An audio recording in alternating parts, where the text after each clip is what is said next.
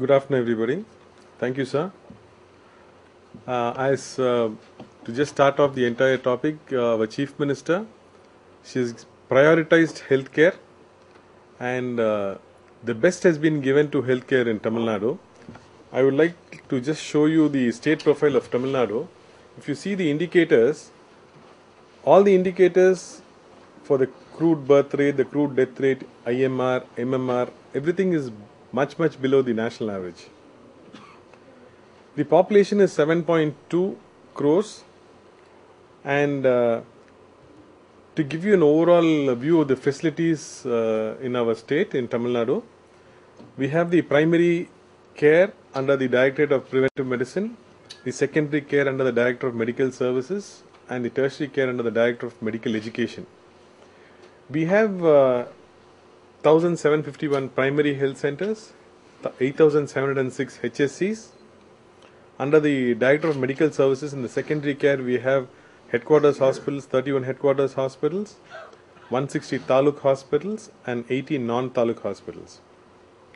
The tertiary care under the Director of Medical Education, where we have our medical colleges, 19 medical colleges, 43 medical college hospitals, and one each of the dental college and dental hospital. This is to just show you at the services we have at the primary health center and the field level. We have categorized into three things: disease control, the services, and the national programs. Under the disease controls, we have the epidemics, vector-borne diseases, non-communicable diseases, and newly emerging diseases. Under the services, we have the OP, IP, outreach services, MCH activities, family welfare, and special clinics. And we have all the national programs. Along with all this, we have the Chief Minister's Comprehensive Health Insurance Program and the 108 ambulance services. Just to go back, we have seen all these, you can see the infrastructure which is present now. The health management information system and the health management system are now 100% active in the primary care and the secondary care hospitals. Every data that is coming in from the patients is being entered into by the doctors and the staff nurses. This has a central server in the Tamil Nadu Health System project where I work, and on a daily basis we get the entire feedback from all the primary health centers and the director of DMS side hospitals. So this is just to give you that we have established 255 blood storage centers in upgraded primary health centers, and the stored blood is used for anemic mothers and also in emergencies during transfer to higher centers.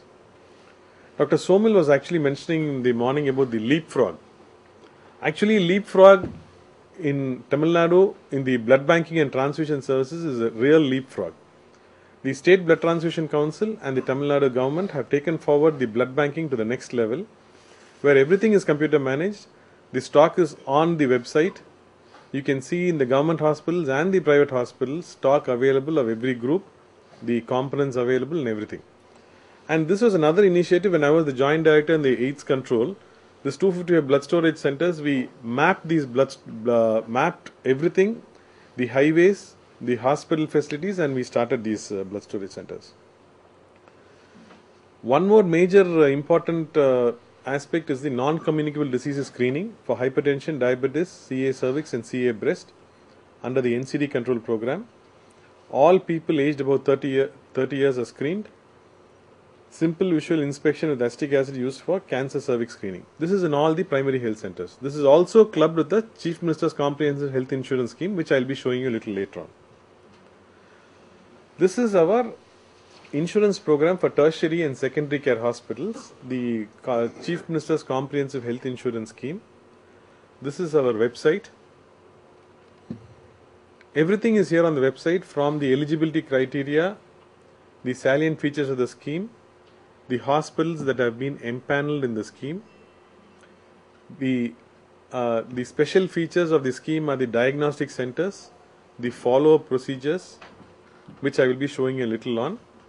And this has circulars updated on a daily basis, where private hospitals, government hospitals and the public can know what is happening every day. For example, if a grievance redressal mechanism is happening every Monday at the Tamil Nadu Health System project by the project director, that day evening it gets uploaded onto the website. So everybody has access to what is happening in the insurance scheme of Tamil Nadu. Just to give you an overview of the scheme covers families with income ceiling limit of 70,000 rupees per annum. The sum assured is 1 lakh and in certain cases up to 1.5 lakhs for 77 specified procedures. So now how many procedures are covered? 1016 procedures are covered in the scheme. There are 23 standalone diagnostic procedures. This is the first in the country, and 113 follow-up procedures. Another highlight of the scheme will be 5 high-end procedures which I will be showing you shortly. The scheme, we have 783 empaneled hospitals, 146 in the government sector and 637 in the private sector. So the empanelment of hospitals is received online. There is no manual submission, everything is online, and the decision on enrollment is taken by the EDC, that is the Empanelment and the Disciplinary Committee, headed by my project director, who is an IAS officer from the government of Tamil Nadu. And the grading of hospitals, whatever we do, is also on the website. So once a hospital is empaneled, it's so transparent that the name of the hospital, the infrastructure facilities in the hospital, so the grading given for the hospital, everything is on the website. Anybody can access it. The activities of the scheme including issuing of smart cards, pre-authorization, claims approval, transaction of payments, call center for helpline are performed through paperless activity. Everything is e-enabled. So there's no paper. There are nodes in each of the empaneled hospitals. There is a liaison officer in each of the empaneled hospitals placed by the insurance company. Now, whatever the doctor has seen, whatever the investigation reports, everything is uploaded online. So here in our project office, we have a set of chief medical officers, we have liaison officers, we have other people who go through the records. So authorization is provided online, pre-authorization. So all these activities are on real-time mode. Submission of pre-authorization approval claims, payment details MIS are downloadable in the website. So anybody can actually see that. So whoever, and the other good feature of this entire thing is, once a pre-authorization is given, the system sends an SMS to the registered number of the beneficiary saying that your patient name so and so has been pre-authorized for 50,000 or 60,000. So the patient, he or she knows that the pre-authorization has been done and this amount has been deducted from his or her smart card. This actually paved way for a lot of problems in the government sector. See, public health hospitals, when a patient goes in, they are eligible for treatment anyway. With card or without card, they are eligible for treatment. But we created CM insurance wards where this AC ward with all the special infrastructure facilities, which actually now if you come to Tamil Nadu, you will see 5-star facilities in a government hospital, thanks to the CM insurance. So the patient were admitted there and they had no idea that their cards were being swiped for the insurance. So once they got an SMS saying that the cards were swiped for insurance, they started fighting with the doctor. You have to give us the best of the best treatment. So this is one of the things. So money also to the participating hospitals is transferred electronically. One other good thing is the empaneled hospitals, both in the private and the government sector, are being periodically inspected by the third-party administrators, the insurance companies and Tamil Nadu Health System project officials, and all the inspection reports are online. Whenever inspection has happened, it is online. This is basically the smart card. The smart cards are given for the beneficiaries. There are two ways in which the smart cards, it's a chip-enabled electronic card which has the information, biometric information, the photo of the beneficiary and the family. It also has the ration card, it has everything on the chip. So this is done through two things. One is the district kiosk and one is the district enrollment. So it happens in two phases and it is distributed in the district kiosk, that is in the collector's office. So as I told you, the diagnostic services is one of the first in the country. It's available in all the 32 districts. This is basically to identify the subclinical diseases and facilitates early diagnosis and offers opportunities for curative therapies at an earlier stage. This is allowed only for the poor patients attending government hospitals. That is, there are standalone diagnostic centers empaneled in the 32 districts. If this can be availed by any of the beneficiary, even if it does not translate into a procedure. The only thing is here is the baseline is only a government doctor can refer a patient to the diagnostic centers. So a private hospital can never refer. So it has to be only the government doctor. So this is the check that we have for the standalone diagnostics. As I previously told you, all our empaneled 783 hospitals have to do non-communicable disease screening. It is mandatory that they do one camp per month. This is in the tender document. And now we have included non-communicable disease screening in every camp that they do.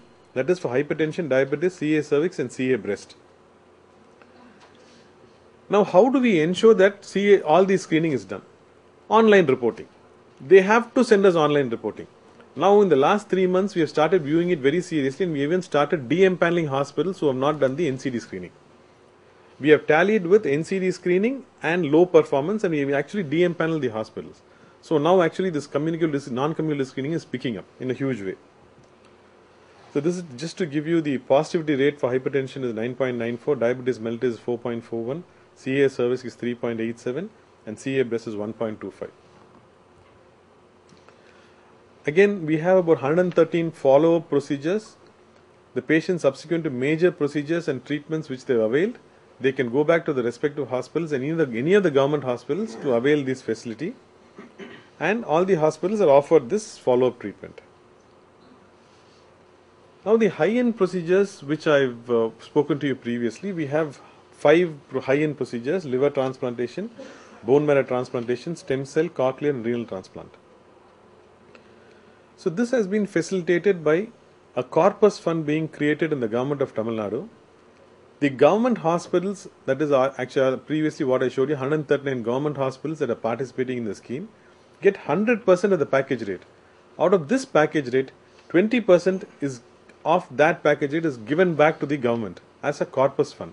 So this is used for the poor people, for the benefit of them, where the high-end procedures are being done in Tamil Nadu Health System project with a specialized committee. The liver transplantation we give 22 lakhs. Bone marrow transplantation we give 9.7 lakhs. Stem cell transplantation we give 9.7 lakhs. Cochlear implant we give 8.7 lakhs and renal transplantation 4 lakhs. All this is given from the corpus fund from the government. It's a huge benefit, and you can see that 1,747 people have been benefited from the high-end procedures. Dr. Somil was actually mentioning in the morning regarding the transmission of ECG to a... So we have the STEMI project, ST elevation and myocardial infarction. This is a project that where 108 ambulance services and CM insurance scheme have a common platform. So we have identified hub hospitals where there are medical colleges, government medical colleges and big private corporate institutions, and we have spoke hospitals in remote villages. So even in remote villages, if a patient comes with a chest pain or whatever, the ECG can be transmitted from the 108 ambulance to the hub hospital, where a cardiologist gives you the opinion whether thrombolysis has to be done in the hub, in the remote villages in the spoke hospital. Then the patient is transferred in the 108 ambulance. This again is on the platform. This is on the CM Insurance website. So everything pre-authorization, nothing is paperless. It's all no paper. So again, this is like, the grievance redressal again, as I was already mentioned, I will mention to you. There are different grievance redressal mechanisms at the district level, at the state level, and then we have a 24-hour toll-free number. And all this on Monday, as I told you, we can they can address the project director. It is uploaded on the website in the evening. So thank you very much.